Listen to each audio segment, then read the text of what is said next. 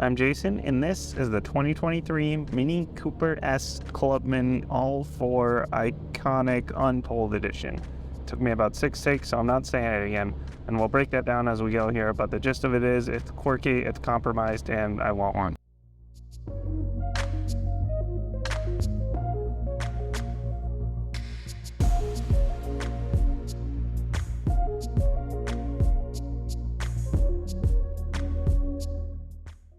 First off, it's a 2023 Mini Cooper, which is just means Mini sells it. Everything that Mini sells, from SUV, wagon, hatchback, whatever, they're all Mini Coopers.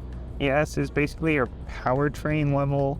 It's like your powertrain trim, kind of. It's a 2-liter turbocharged 4-cylinder, makes 189 horsepower, 207 pound-feet of torque.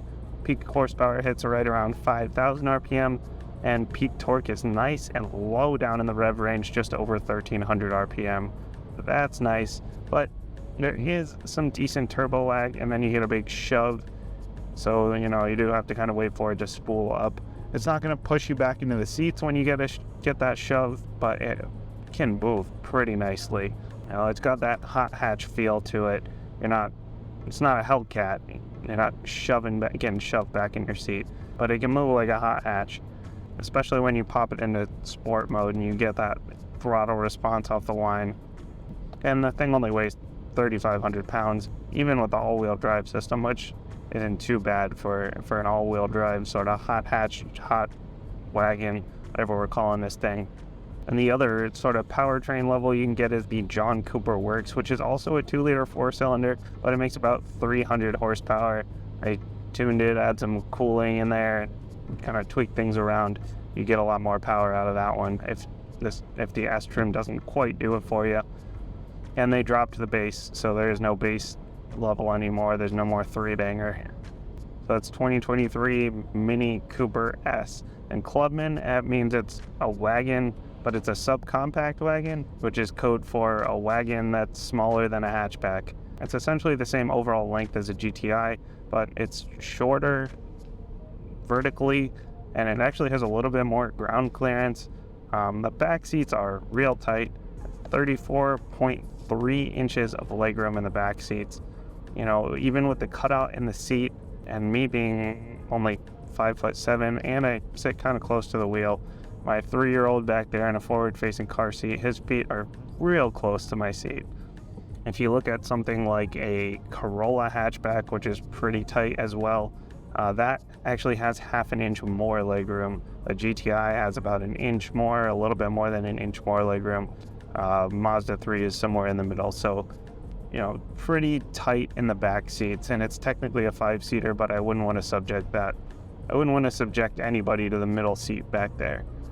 And then back behind the second row, it's nice and boxy.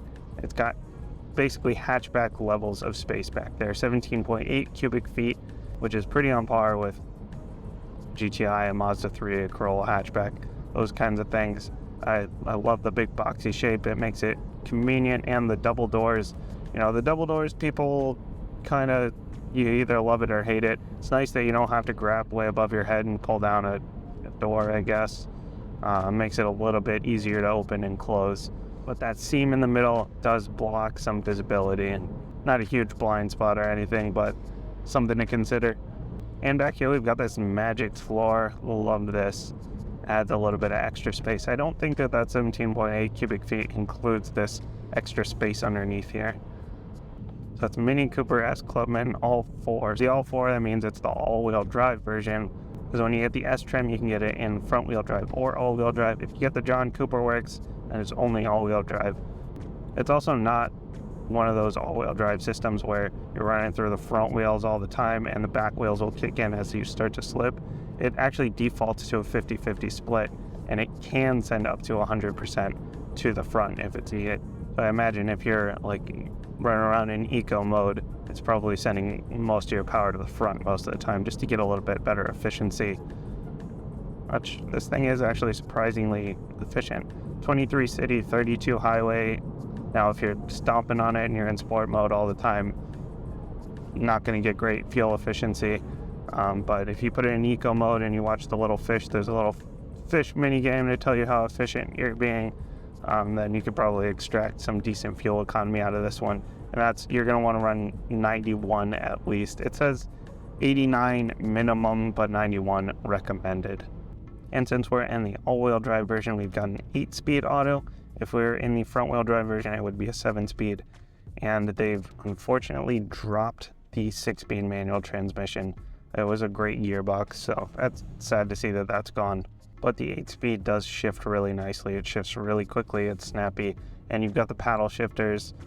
It responds very well when you use the paddle shifters. Just note that if you don't want it to automatically go back into auto mode while you're using the paddles, you're going to have to put it into sport mode, and you're going to pull the gear shift over into manual mode as well. But if you want to let it do its thing, it does a great job. Pop it into sport mode if you want it to hold those gears a lot longer. If you want, the chassis to stiffen up a little bit, your steering to stiffen up, and your throttle response gets way better in sport mode. The throttle response in eco mode is almost infuriating.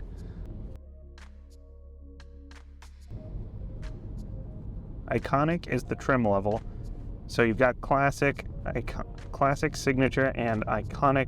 Can never remember what order that goes in, but they've dropped classic now, so it's just signature or iconic at this point. And iconic is the higher trim level, which is going to get you your park assist, your power folding mirrors. That's a button that's not auto folding, but nice to have. Your dynamic chassis control is going to get you a 40-20-40 split on the back seats. Ever heard of any other car where you get a 60-40 split standard and a 40-20 split optional? If there are any other cars you know of that have multiple choices for splits on the back seat, let me know, because this is the first one I've ever heard of that had that. It says the quote-unquote heads-up display. It's not actually in the windshield, though. It's like down below here. It's got your speed and your speed limit. It'll also show the directions if you're using the navigation. This interesting dated navigation system that pronounces DR as doctor instead of drive. You're going to want to use that nav system if you don't have an Apple phone, also because there's no Android Auto in this one. There's only Apple CarPlay. Very strange. But the Iconic Edition also gets you this kind of annoying to use wireless charger here that you have to take your phone out of the case and then open this up and then slide the thing back. I've just been plugging it in up here and putting it in the cup holder because that's easier. The Iconic trim also gets you this awesome moonroof going on up here. This double pano moonroof thing. So front seat passengers and back seat passengers can look up at the sky.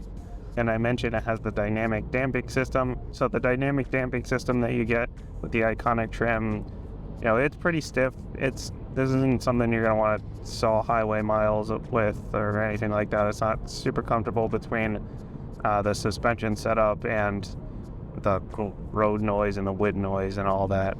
But it's livable, for the daily drive, and it can, it can actually corner pretty well for something that's, again, considered to be a wagon or hot wagon or whatever we're calling it.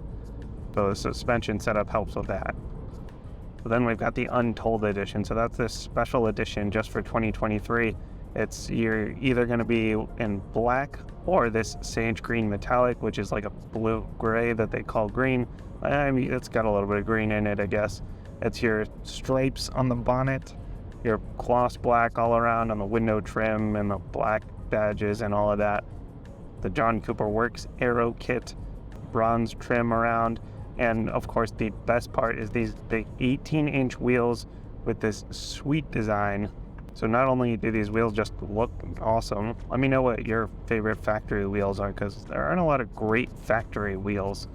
But these also, it looks like somebody curved this back right wheel, and you can't even tell, which is kind of nice. I would still be pissed because I know, if it was my car, I'd still know. It'd still bother me probably, but it's pretty cool that you can't really tell from afar that it's been curved.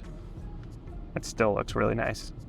So that Untold edition is also going to give you the illuminated door handles, the puddle lights with the mini logo. I always think these are weird. Like, why do we really need an extra logo? The Nappa leather steering wheel. I love this steering wheel. The Nappa leather feels really nice. I love that it's beefy.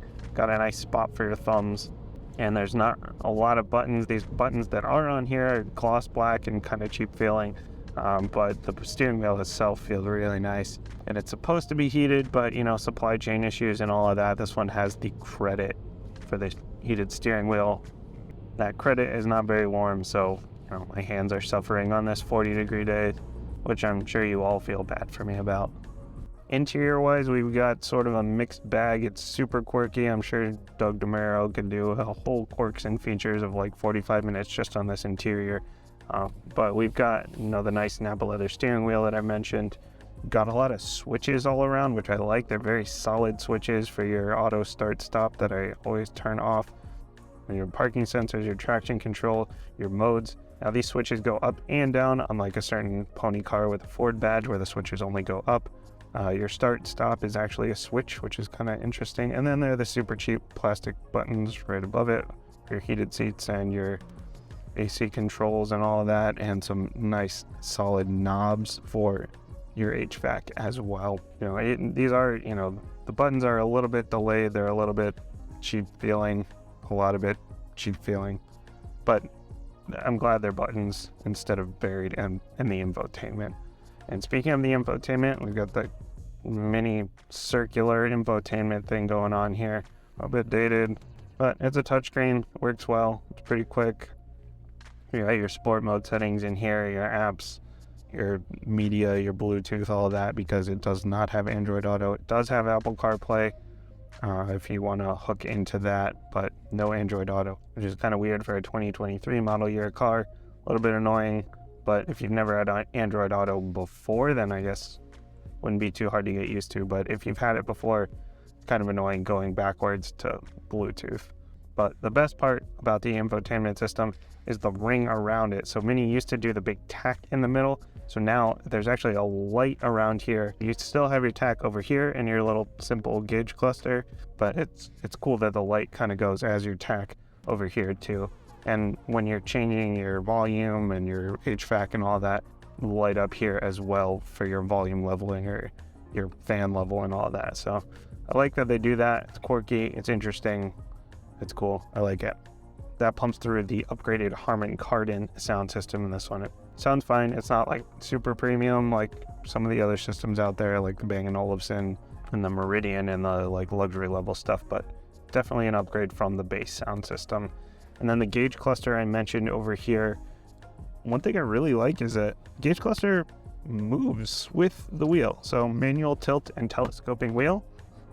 And I had a problem with the Kia I was in last week where I couldn't see the top of the gauge cluster. Well, I don't have that problem here because it moves with the wheel. So I can see the whole thing all the time. And this is simple, just has your speed limit, fuel economy, all the basic information. Haven't found a way to change anything in here. Not really a big deal at all. It is all digital. It's small, but easy to read. Then we've got the leather lounge seats here. These are the black leather lounge seats. We've got the thigh extensions. They're power adjustable. They're bolstered just right. They're a little bit on the stiff side, but overall very comfortable. And they're heated, as I mentioned before. Love the seats. And one thing I missed on the exterior, actually, is those funky circular lights up front. They're LED daytime running lights, and they're LED headlights, and they are cornering lights. So that's great for nighttime visibility, and this has the LED fog lights. So overall, there are definitely some compromises going on here, primarily in terms of size, space, tech. But for a four-door car that's decently priced, decently practical, actually fun to drive, and will stand out in a crowd in a sea of SUVs and crossovers and boring sedans and all that, this thing is actually enjoyable, and I really kind of want one. But I'd get one with a manual. Thanks for watching. Don't forget to hit the like button, hit the share button, tell your friends, tell your mom, tell your friend's mom. It's going to help me get into more cars, bring those cars to you. Thanks for watching. I will see you next time.